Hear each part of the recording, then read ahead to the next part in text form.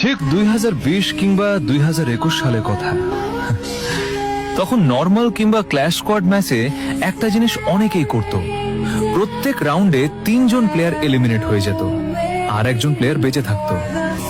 না ভাই, আমি কিন্তু কাস্টম কার্ড নেওয়ার জন্য ডগ ট্যাগ কালেক্ট করার কথা বলছি না। এই ব্যাপারটা আমি ইচ্ছা করে একটু হিডেন রাখলাম, কারণ এই প্রশ্নটা নতুন প্লেয়ারদের মাথার উপর দিয়েই চলে যাবে। ওল্ড প্লেয়াররা ঠিকই বুঝতে পারবে আমি কি বলতে চাচ্ছি।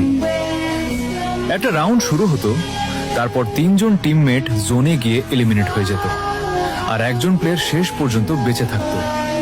এরপর পরের রাউন্ডে আবার অন্য একজন বেঁচে থাকতো। এভাবেই চলতে থাকতো পুরো ম্যাচ। বিশ্বাস করেন, আমিও একসময় এই কাজটা করেছি। আর যারা সত্যিকারের ওল্ড প্লেয়ার তারা অবশ্যই জানে এটা কেন করা হতো। তৎকালীন সময়ে এর পেছনে একটা আলাদা কারণ ছিল, একটা আলাদা ফিলিং ছিল, যেটা বর্তমানের প্লেয়াররা হয়তো কখনো বুঝবেই না। দেখি তো, ওল্ড প্লেয়ারদের মধ্যে কারা এখনো সেই কারণটা মনে রেখেছো? যদি জেনে থাকো তাহলে অবশ্যই কমেন্ট বক্সে লিখে যেও।